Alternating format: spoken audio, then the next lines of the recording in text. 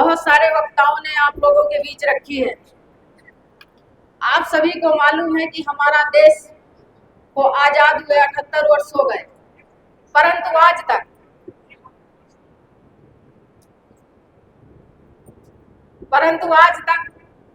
देश में जाति जनगणना नहीं कराई गई और न ही जनसंख्या के अनुसार किसी को भागे हिस्सेदारी दी जा रही, चाहे वो जल जंगल जमीन कृषि भूमि जो भी सरकारी संपदाएं हैं किसी में बराबर का हक और हिस्सा नहीं दिया जा रहा, चाहे वो पिछड़ा हो, दलित हो, संख्यक हो, आदिवासी, किसान, कमजोर, जो हम लोग विभिन्न जातियों में बटे हुए हैं, किसी को बराबर का हिस्सा नहीं दिया जा रहा। इतनी सरकारें आई और गई, परंतु आज जो वर्तमान में यही चल रहा है कि सिर्फ वो चाहते हैं कि आप 5 किलो अनाज और कुछ चंद रुपयों में ही अपने परिवार का लालन पालन करें और इतने में ही जिंदा रहें। तो क्या यह संभव है? इतने में ही गुजर बसर हो जाएगा? क्योंकि जब चुनाव आता है तो चुनाव से पहले बड़े बड़े पार्टी आएंगे और आप लोगों के बीच बड़े बड़े वादे और बहुत सारे वादे करेंगे। आपके बच्चों को नौकरियां दे देंगे, ठेके पट्टे दे देंगे, आपके सामने की रोड बनवा देंगे, पहाड़, ठेके, जल जंगल जमीन, खूब सारे वादे करेंगे। लेकिन जब आप लोगों का वोट लेकर शासन सत्ता में पहुंच जाते हैं, इसके बाद वो 5 साल तक सब भूल जाते हैं। उनको फिर नहीं याद रहता कि हम लोग कहीं वोट मांगने गए हैं और कहीं वादे करके आए हैं, वो सब भूल जाते हैं। और 5 साल तक जो सरकारी नौकरियां हैं और अच्छे अच्छे पदों में अपने लोगों को बैठा देते हैं और हमारे पढ़े लिखे नौजवान बच्चे बेरोजगार घूमते रहते हैं। वो सिर्फ चाहते हैं कि आप के बच्चे इसी तरह बेरोजगार घूमते रहें और वो शासन सत्ता में राज करते रहें। हमारे पूर्वजों ने ज्योतिबा फूले और माता सावित्रीबाई फूले जिन्होंने आजीवन संघर्ष किया, अब बाबा साहब ने हमें इतना अच्छा संविधान दिया, जो संविधान की ताकत से आज जो महिलाएं यहाँ बैठी हैं, हम यहाँ खड़े हैं, और हक अधिकार जो दिया संविधान के द्वारा, आज वो संविधान भी हमारा खतरे में है।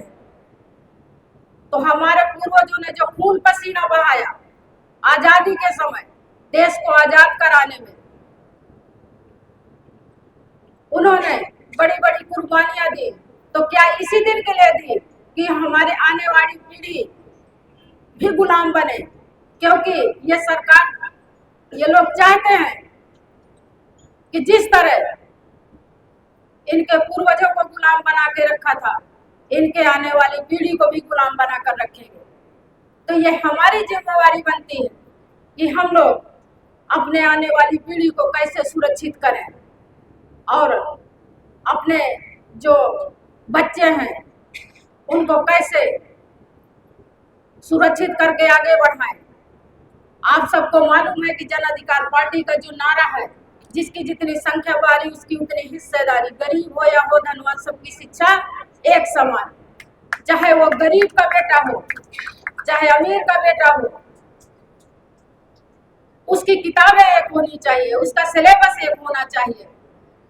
गरीब का बेटा टाट पट्टी में बैठ के पढ़ लेगा, अमीर का बेटा कुर्सी मेज में बैठ के पढ़ेगा, लेकिन उसकी किताबें एक होनी चाहिए। क्योंकि जब हमारा बच्चा किसी कंपटीशन में बैठे तो उसको यह महसूस ना हो कि यह सिलेबस तो मैं पढ़ा ही नहीं, और हमारा बच्चा वहीं से कमजोर हो जाता है।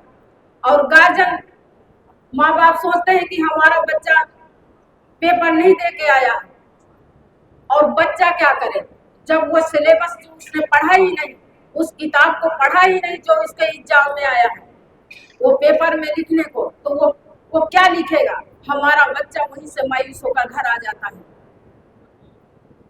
और खुदा ना खास्ता अगर हमारे बच्चे निकल भी जाते हैं, पेपर निकाल लिए गए तो हमारे बच्चों को इंटरव्यू में फेल कर दिया जाता है, क्योंकि हमारे बच्चों के आगे जो सरनेम लगा हुआ था पिछड़ों का, तो हमारे बच्चों को, क्योंकि नौकरियां आजकल सरनेम देकर दी जाती हैं, जो थोड़ी बहुत बच्चे निकल जाते हैं खुदा न खास्ता, क्योंकि इन्हें वोट लेना है। अगर ये 2 4 10 लोगों को नौकरियों में नहीं लगाएंगे तो आप लोगों के बीच जो वोट मांगने आते हैं तो वो दोबारा उनको वोट नहीं मिलेगा और ये शासन सत्ता में कैसे पहुंचेंगे। तो ये आप लोगों की जिम्मेवारी बनती है, आप लोगों को सोचना है कि जिसको हम वोट देकर शासन सत्ता में पहुंचाते हैं वो किसी किसान का बेटा नहीं है। उसे नहीं पता कि किसान के घर में चूल्हा कैसे जलता है, किसान दिन भर मजदूरी कैसे करता है और उस खेत में कैसे फसल उगाता है, साल भर मेहनत करके जो फसल उगाता है उसको जब मंडी पे बेचने जाता है उसका सही रेट भी नहीं मिलता है, कि मिलता है, उसका सही रेट भी नहीं मिलता है। और फिर भी उसी गल्ले से उस साल भर के खाने का राशन पानी रखता है अपने बच्चे परिवार के लिए और उसी से अपने खर्चे भी निकालता है अपने बच्चों के लिए।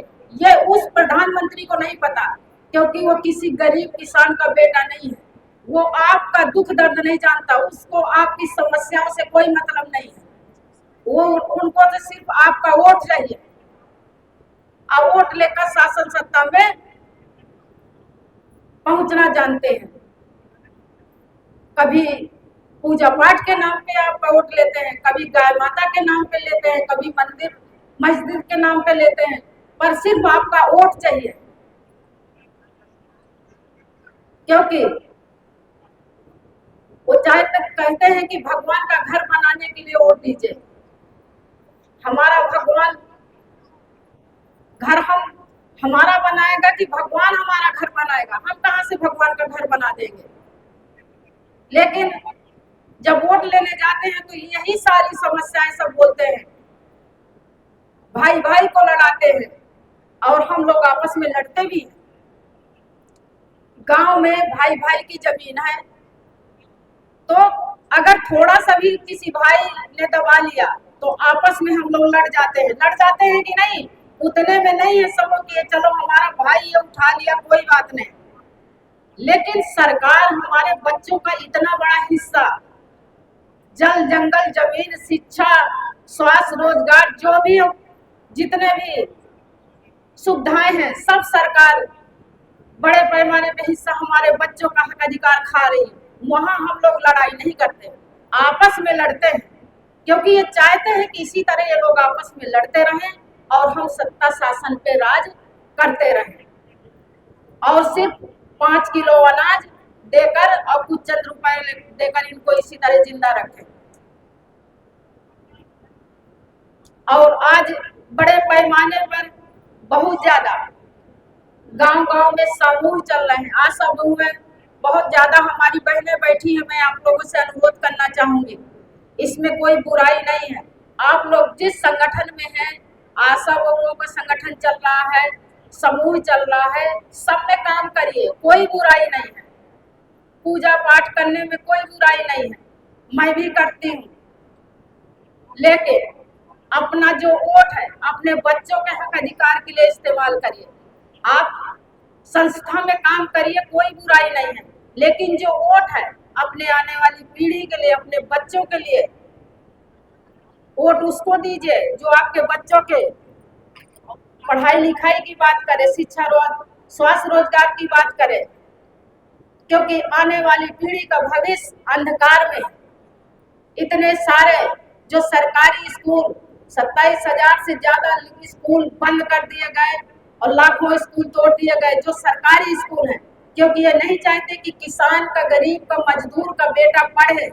अगर किसान मजदूर का बेटा पढ़ लिख जाएगा तो इनको डर है कि वो जब पढ़ लिख जाएगा तो उसे कानून समझ में आएगा, वो सरकारी जो सुविधाएं हैं उनमें हिस्सा मांगेगा। तो वो नहीं चाहते कि किसान मजदूर का बेटा पढ़ लिख कर आगे बढ़े। तो बड़े पैमाने पे जो स्कूल बंद कर दिए गए या मर्ज कर दिए गए, तोड़ दिए गए, तो शिक्षा खत्म करने के लिए। और वो चाहते हैं कि गरीब किसान कहाँ अपना बच्चा पढ़ा पाएगा। जो मजदूर है, जो गांव है, जो पास पास स्कूल थे, वो जो उठा के मर्ज कर दिए या तोड़ दिए, किसान कहाँ से पढ़ा पाएगा। प्राइवेट स्कूल में किसान अपने बच्चा कहाँ पढ़ा पाएगा। जो बड़ा आदमी है वो पढ़ा पाएगा। तो बड़े पैमाने पे ये चाहते हैं कि किसान मजदूर इसी तरह बेरोजगार घूमे, और ये चाहते हैं कि जो आजादी के पहले देश था वही देश ये लोग लाना चाहते हैं। लगभग आ चुका है, सब कुछ तो बिक गया, रेलवे बिक गए, हवाई अड्डे बिक गए, बैंक बिक गए, क्या बचा है। तो आज आप लोगों को समझने की जरूरत है, जो आपका वोट है, स्कूल बंद करके बहुत सारे दारू के अड्डे खुल गए। एक एक गांव में एक एक जगह 4-4, 5-5 अड्डे खुल गए। हमारे जो बच्चे स्कूल जाते हैं, छोटे छोटे बच्चों को स्कूल जाते हैं तो उनको बैठा के लोग दारू पिलाते हैं, उनको दारूबाज बना दिया। हमारी बहनें बैठी हैं, जिस माँ का बच्चा सुबह से, जिस दिन से बच्चा पैदा होता है उस दिन से माँ पढ़ने लायक जहाँ हुआ तो तैयार करके अपने बच्चे का टिफिन लगा के स्कूल भेजने का कि हमारा बेटा पढ़ने जा रहा है। तो क्या इसी दिन के लिए कि पढ़ लिख के वो दारू के अड्डे में जाए, बेरोजगार घूमे? नहीं चाहते हैं ना, कि चाहते हैं? बताइए, आप चाहती है ना कि आपका बेटा भी पढ़ लिख कर IAS PCS बने, डिप्टी कलेक्टर बने, डॉक्टर बने, इंजीनियर बने? चाहती है ना? सब चाहते हैं, हम भी चाहते हैं, लेकिन ये सरकार नहीं चाहती। ये सरकार चाहती है कि आपका वोट लेकर सिर्फ शासन सत्ता में हम राज करें और आपको बेरोजगार कर दे और आपके बच्चे बेरोजगार घूमते रहे। ये तो कह ही रहे हैं कि पकौड़ा तलवा देंगे, हाथों में कटोरा थमा देंगे। तो आप लोगों को समझने की जरूरत है। जिस दिन आप लोग अपने वोट की ताकत को समझेंगे, जिस तरह मैं अपनी बहनों से कहना चाहती हूँ, भाई भी बैठे कि जिस तरह हम लोग अपना पैसा, रुपया, गहना संभाल के तिजोरी में रखते हैं, ये आपका वोट जो है, वोट उससे कम कीमती नहीं है, बहुत कीमती है। उसी से राजा बनता है और राजा के शासन से सब कुछ होता है। राजा के ही आदेश से आपका कोर्ट कचहरी में सुनाई होती है। राजा के आदेश से कर्जे माफ होते हैं। आप बैंक से कर्जे ले लो तो राजा के आदेश से ही माफ होंगे। आपका जो भी सरकारी काम है सारे राजा के आदेश से होते हैं और वो राजा आपकी वोट से बनता है। तो राजा में बहुत बड़ी ताकत है, भगवान की तरह। तो अगर आप चाहते हैं कि आपका बच्चा पढ़ लिख कर आगे बढ़े और आने वाली पीढ़ी का भविष्य सुरक्षित हो, तो आप लोग अपना वोट उसको दीजिए। अपने बीच का अपना भाई, अपना बेटा, उसको विधायक बनाइए, उसको जिला पंचायत सदस्य बनाइए, प्रधान बनाइए, सदस्य बनाइए, जो आप उसको बैठ के उससे बात कर सके और हक से कह सके कि हमने आपको वोट दिया है और हमारा ये काम करिए। अभी जिसको वोट देके प्रधानमंत्री बना दिए, मुख्यमंत्री बना दिए, तो क्या उनसे बात करेंगे कि हमने आपको वोट दिया, हमारी ये समस्या है, उसको खत्म करो? नहीं कह पाएंगे ना, क्योंकि वोट लेने के समय ही आएंगे, फिर आपके पास फिर 5 साल बाद आएंगे। इसके बीच आप के बीच नहीं आने वाले। तो आप लोग अपने वोट की ताकत को समझिए। 2016 में नोटबंदी हो गई अचानक से, रात में 8-9 बजे, और नोटबंदी हो गई बड़े पैमाने पे। जिनके बैंक में पैसे थे, गरीब के पैसे तो गरीब के ही होते हैं बैंकों में, थोड़ा थोड़ा जमा करके। जब उनको ये हुआ कि हम अपनी बेटी की शादी करना है हमको, तो वो कहाँ से निकाल पाए? लाइन लग गई। बहुत सारे पिता थे वो आत्महत्या कर लिए, बहुत सारी बच्चियों ने आत्महत्या कर लिया। किस कारण? पैसे के। पैसा होते हुए भी बैंक से नहीं निकाल पाए। और 1000 का नोट बंद करके 2000 का चला दिए। एक बात साहब बोलते हैं हर मीटिंग में कि 1000 का नोट किसने बंद किया था? हम बहुत सारी पूजा करते हैं लक्ष्मी जी की, और कहते हैं लक्ष्मी जी के आगे वो 1000 का नोट रख देते तो लक्ष्मी जी चला देंगी? बताइए, चला देंगी लक्ष्मी जी? और अगर मोदी जी चाहे तो चला देंगे। ये शब्द साहब हर भाषण में बोलते हैं, हर जगह मीटिंग में। तो यही है कि जिसको हम वोट दे के शासन सत्ता में पहुंचा देते उनके हाथ में बहुत बड़ी ताकत है। तो ये ताकत तो अपने हाथ में है। आप जिसको वोट देंगे, अपने भाई को, बेटा को, आपके पास वो बड़ा आदमी बन जाए, वो शासन सत्ता में पहुंच जाएगा, उसके अनुसार सारी सुविधाएं आपको मिलेंगी। तो ये आप लोग को समझना है। बताइए, सही कह रही हो ना? पहले मेरी बोल नहीं रही।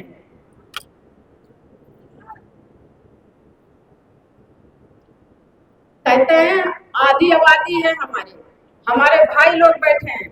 मैं अपनी बहनों से कहना चाहती हूँ कि माता सावित्रीबाई फूले, ज्योतिबा फूले ने उनको पढ़ा लिखा कर इस काबिल, पहले वो खुद पढ़े और फिर माता सावित्रीबाई फूले को पढ़ाया। उन्होंने पहला महिला विद्यालय 1848 में खोला महिलाओं के लिए। वो कंधे से कंधा मिलाकर चली ज्योतिबा फूले के। तो हमारे भाइयों के कंधे से कंधा मिलाकर आप सबको चलना है। और जैसे झलकारी बाई, माता झलकारी बाई, लक्ष्मी बाई, रानी उदापासी जी, अहिल्याबाई होलकर जी, बहुत सारी वीरांगनाओं ने अपना बलिदान दिया है देश के लिए, आने वाली पीढ़ी के लिए। तो आज हमारी भी जिम्मेवारी बनती है कि हम सब लोग संगठित होकर, एकजुट होकर, कंधे से कंधा मिलाकर। कहते हैं कि बैलगाड़ी के 2 पहिए होते हैं,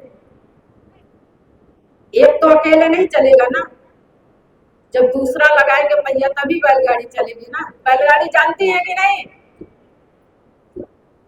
तो भाई है, हमारी बहनें हैं, जब मिलकर काम करेंगे तो जन अधिकार पार्टी का कारवां बहुत तेजी से आगे बढ़ेगा। बढ़ेगा कि नहीं? बढ़ेगा ना।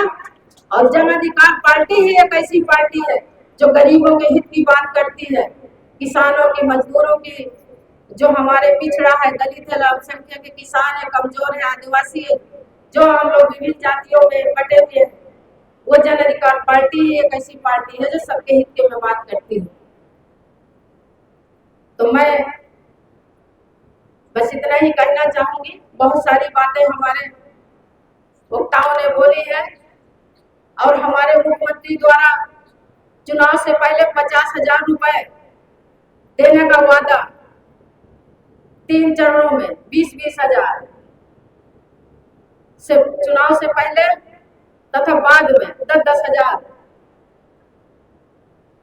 3 बार में। तो इस लालच में आप लोग अपना वोट मत दीजिएगा, आप अपना वोट सोच समझ कर दीजिएगा। जो आप लोगों के बच्चों के, ये समझ लीजिए कि ये चुनाव, अब तक का चुनाव का बहुत बड़ा इम्तिहान है। सब कुछ खत्म कर दिया है इस सरकार ने, और ये चुनाव हमारे आने वाले बच्चों के भविष्य का चुनाव है। बेरोजगार जो घूम रहे हैं बच्चे, तो हमारे जो संगठन है, सब लोग मिलजुल कर संगठन को मजबूत करें और संगठित होकर पूरे प्रदेश में पार्टी के सभी जिम्मेवार हमारे पदाधिकारी सब लोग संगठित होकर काम करें, तभी हम लोग आगे बढ़ पाएंगे। 2 लाइन बोलना चाहूंगी मैं आप सबके लिए कि जीवन की असली उड़ान अभी बाकी है, जीवन की असली उड़ान अभी बाकी है, हमारे इरादों का इम्तिहान अभी बाकी है। अभी तो नापी है मुट्ठी भर जमी हमने, अभी तो नापी है मुट्ठी भर जमी हमने, अभी तो पूरा आसमान अभी बाकी है, अभी तो पूरा आसमान अभी बाकी है। रख हौसला वो मंजर भी आएगा, रख हौसला वो मंजर भी आएगा, प्यासे के पास समंदर भी आएगा। थक कर न बैठ ये मंजिल के मुसाफिर, मंजिल भी मिलेगी और जीने का मजा भी आएगा, मजा भी आएगा। धन्यवाद, बहुत बहुत धन्यवाद। जय जन अधिकार पार्टी, जय संविधान, धन्यवाद।